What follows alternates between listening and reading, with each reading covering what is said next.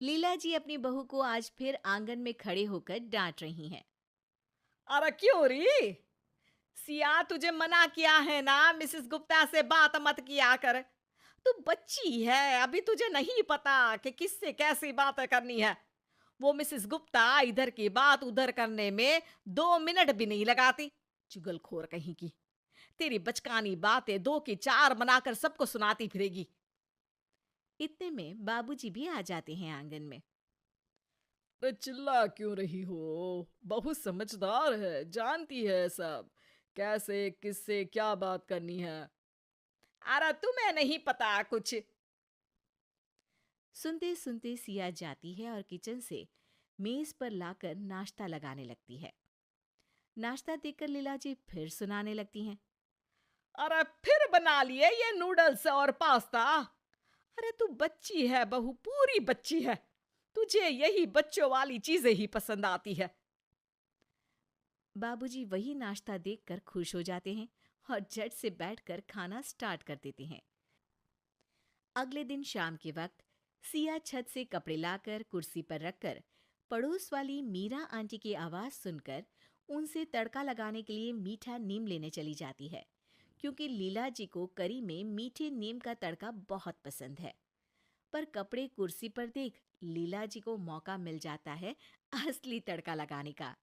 सिया के वापस आते ही लीला जी फिर से शुरू हो जाती हैं। अरे कपड़े तय करके रखे जाते हैं और यहाँ हमारी बच्ची ने कुर्सी पर रख दिए। सब काम करने हैं पर बच्चों जैसे आधे अधूरे। पर माँ जी। अरे क्या हर वक्त बच्चों की तरह कभी मीरा के यहाँ कभी मिसेस गुप्ता के यहाँ घूमती रहती है। सिया उदास होकर अपने कमरे में चली जाती है और खुद से बातें करने लगती है। मैं तो माँ जी की पसंद का ख्याल रखकर ही मीरा आंटी के यहाँ गई थी। हर काम में हर जगह माँ जी को तो मैं बच्ची ही लगती हूँ। कब से सुन रही हूँ यही सब। लगता है माँ जी को पता नहीं है बच्चे होते कैसे हैं। बताना पड़ेगा। अगले दिन लीला जी का बर्थडे है और 60 साल की लीला जी बर्थडे पार्टी के लिए बड़ी उत्साहित है। अरे शाम को मेरी बर्थडे पार्टी है, सब मेहमान आ रहे हैं। सिया उसके लिए बड़ों की तरह तैयार होना। बच्ची तो तुम हो ही। बहुत अच्छे से सजूंगी माँ जी, बहुत अच्छे से। शाम होते ही मेहमानों का आना शुरू हो जाता है और सजी सवरी लीला जी बाबूजी के साथ सभी मेहमानों का स्वागत करती हैं। कुछ देर में सिया भी आ जाती है और सभी लोग सिया को देखकर हैरान हो जाते हैं। अरे बहू, ये क्या हुलिया बनाया है तूने? माँ जी, मैंने तो 2 टोटी बनाई। अच्छी लग रही है ना? अरे सिया, जाकर एक चोटी बनाकर आ। सब देख रहे हैं, हंसेंगे ना मुझ पर। मुझे डांटा, मुझे डांटा माँ जी ने। बाबूजी देखो ना, मुझे डांटा। बाबूजी फोन पर बात करने का नाटक करके वहां से चले जाते हैं। लीला जी बहू से सबका ध्यान हटाने के लिए केक कट करने की बात करती हैं। अब आइए ना, केक कट करते हैं, आइए आइए सब। सब लोग केक की चारों ओर घेरा बनाकर खड़े हो जाते हैं। फिर सिया आती है। Side side side side uncle side, P P P P P P P. Siya जोर से तालियां बजाने लगती है और लीला जी के पास जाकर खड़ी हो जाती है। ये माँ जी का हैप्पी बर्थडे केक मिलेगा। आंटी, आपको भी मिलेगा ऐसे। क्या देख रही हो? अरे सिया, भगवान के लिए चुप हो जा। क्यों? आज भगवान का भी बर्थडे है क्या? बाबूजी हैप्पी बर्थडे गाना शुरू कर देते हैं और लीला जी केक कट करती हैं। सिया झट से केक का पीस उठाकर लीला जी के चेहरे पर लगा देती है। हैप्पी बर्थडे माँ जी। माँ जी भूत बन गई। देखो सब देखो तो भूतनी। टमाटर डाल भूतनी। लीला जी पर सब हंसने लगते हैं और वो भागकर मुंह धोने चली जाती हैं। जब लीला जी वापस आती हैं तो सिया को फ्लोर पर लेटा हुआ पाती हैं। अरे सिया, क्या कर रही हो तुम ऐसे? इतनी देर में गाना बजने लगता है और सिया डांस करने लगती है। लीला जी जैसे तैसे सिया को उठाती हैं और साइड में ले जाती हैं। अरे सिया, सबके सामने ये क्या लगा रखा है तुमने?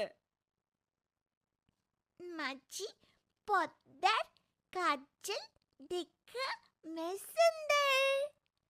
ये बोलकर सिया वहां से भागकर मिसेस गुप्ता के पास पहुंच जाती हैं। आंटी आंटी, आप मिसेस गुप्ता हो ना? माँ जी बोलती है आपको इधर उधर सुनाना बहुत पसंद है।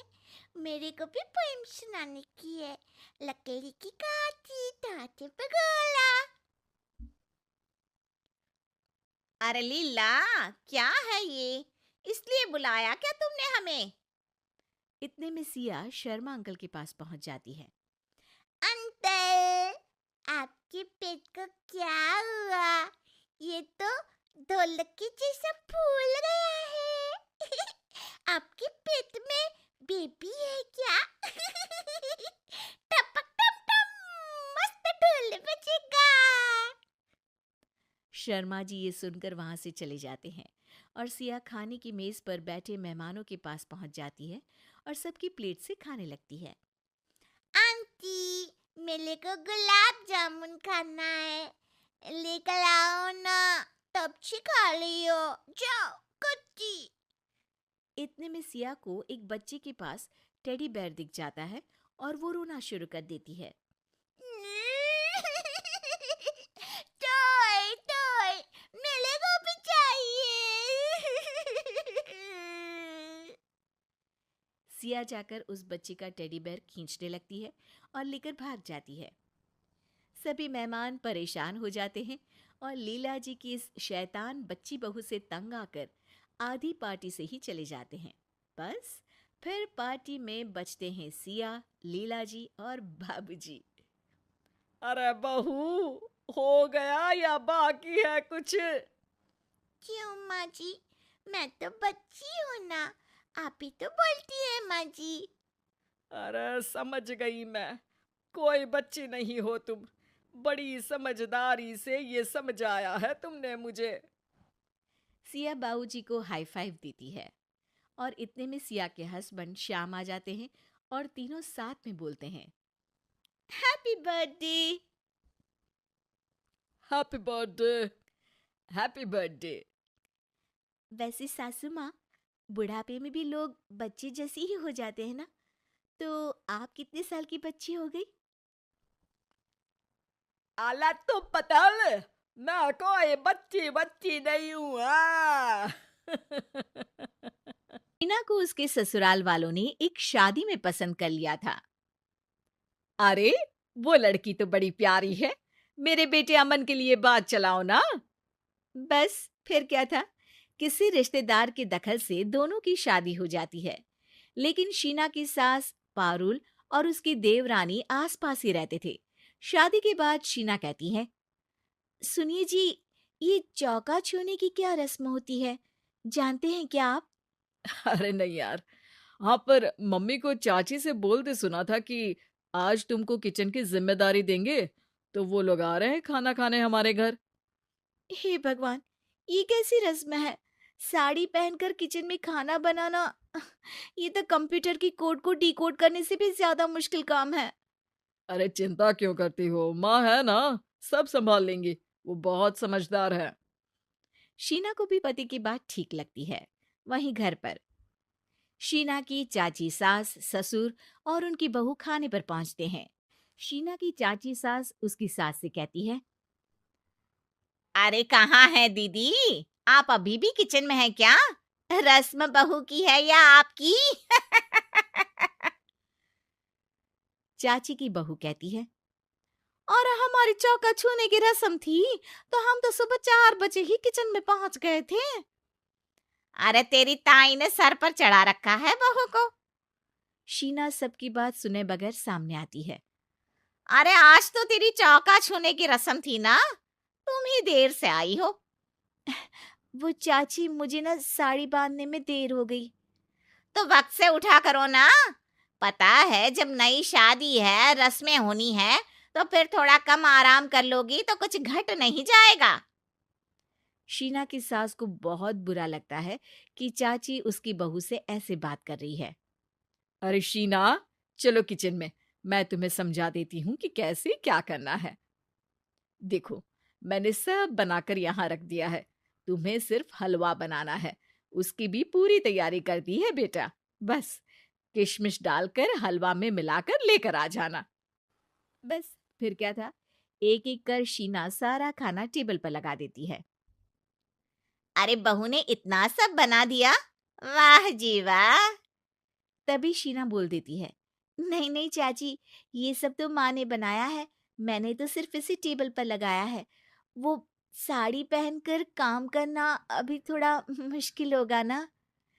चाची सास तो सुनकर मानो बिफर ही जाती है। ये क्या बात हुई दीदी?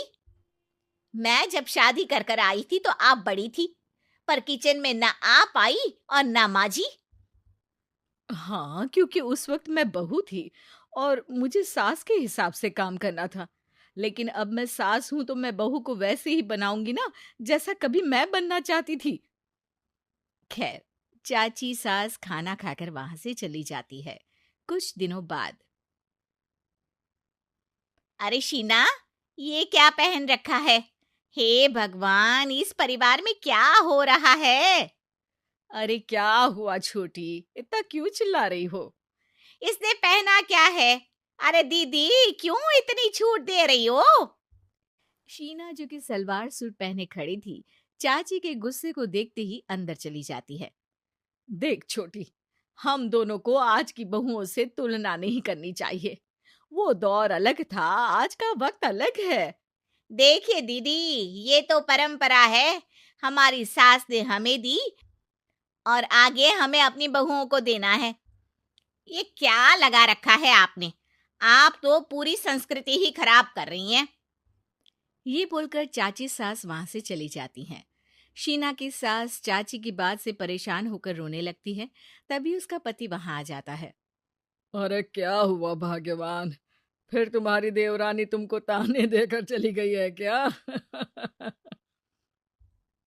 हाँ, पता नहीं मैं ठीक कर रही हूँ कि नहीं, पर मुझे तो बहू के सूट पहनने में कुछ गलत नहीं लगता। अरे लोगों की बहुएं तो न जाने क्या क्या पहनकर घूम रही हैं। मैं तो उसे भी बुरा नहीं मानती। ये क्या मेरी गलती है? अरे नहीं, बिल्कुल नहीं। अपने किए फैसले का सम्मान करो। ठीक है सब। कुछ दिन निकल जाते हैं। फिर आता है शीना का पहला करवा चौथ। अरे शीना बेटा, यह त्योहार हमारे घर में बहुत मायने रखता है। तुम शाम की पूजा के लिए अच्छे से तैयार हो जाना। और सुनो, चाची सास और उनकी बहू भी यहाँ आएंगी पूजा के लिए, तो खाना भी बनाना है, वो मैं बना लेती हूँ। तुम बस आज के दिन साड़ी पहनना बेटा। शीना समझ नहीं पाती है कि चाची सास के आने पर उसकी सास उसे साड़ी पहनने को क्यों बोलती है। नहीं नहीं माँ जी, मैं सारा खाना बना लूंगी, आप उसकी चिंता ना करिए, अब तो मैंने सब कुछ सीख लिया है। शीना की सास उसकी बात पर खुश हो जाती है। छोटी को पता न चले कि मेरी बहू घर में सूट पहनती है, तो मैंने आज साड़ी पहनने को बोल दिया। क्यों लोगों को बिना वजह बात बनाने का मौका दें? शाम को सब पूजा पाठ करके बैठे होते हैं कि चाची सास की बहू चाची सास से कहती है, माँ जी, आज के दिन तो आप लोगों के घर बहुओं को नेक दिया जाता है ना? हाँ हाँ बहू, बोलना, तुझे तेरी सास से क्या चाहिए? हाँ शीना बेटा, तू भी बता दे कि तुझे क्या चाहिए। मम्मी जी, मुझे ना आपका वो रानी हार चाहिए जो आपने अभी पहना है। चाची सास थोड़ा हिचकिचाते हुए कहती है, हाँ हाँ हाँ, ले लेना, सब तेरा ही तो है। तुझे कौन सा हार चाहिए बहू? माँ जी, मुझे नेक में आपसे परमिशन चाहिए कि आप मुझे नौकरी की इजाजत दें। आप तो जानती हैं कि मैं और ये एक ही कॉलेज में एक ही क्लास में साथ में थे, लेकिन आज वो कहाँ है और मैं कहाँ। वाह जी वाह, ये भी सुनना बाकी रह गया था। इस खानदान की बहू नौकरी करने बाहर जाएगी। और मैं भी तो इंटर पास हूँ, पूरे सेकंड डिवीजन, लेकिन कभी मजाल है कि नौकरी की बात की हो। पर दीदी, मैंने एमबीए किया है, वो भी बड़े संस्थान से। तभी शीना का पति और ससुर भी वहां आ जाते हैं। देखो बेटा, मैं वही सोच रहा था कि तुम नौकरी करने के लिए क्यों नहीं बोल रही हो। मुझे लगा शायद तुम नौकरी करना नहीं चाहती हो। नहीं पापा, वो तो हमेशा से ही कुछ नाम कमाना चाहती है। अपने माता पिता को भी इसने कहा था कि वो आप लोगों को अपनी तरह से समझ लेगी। सास को शांत देखकर शीना कहती है, मम्मी जी, मैं वादा करती हूँ, घर का सारा काम करके ही ऑफिस जाऊंगी। खाना पीना किसी भी चीज के लिए घर वालों को परेशानी नहीं होने दूंगी। वक्त से पहले उठूंगी और काम वाली को भी हटवा दूंगी। शीना की बात सुनकर सास हंस पड़ती है। अरे शीना, ये ज्यादा हो गया हाँ। बिल्कुल काम करो बेटा, पढ़ी लिखी हो, नौकरी में अच्छा कर सकती हो। जरूर बेटा, दिया तुम्हें तुम्हारा नेग। हाँ, पुरानी परंपरा जरूरी नहीं कि अच्छी ही हो, कभी कभी बदलाव लाना भी जरूरी होता है, जिसे देर से ही सही लेकिन समाज अपना ही लेता है।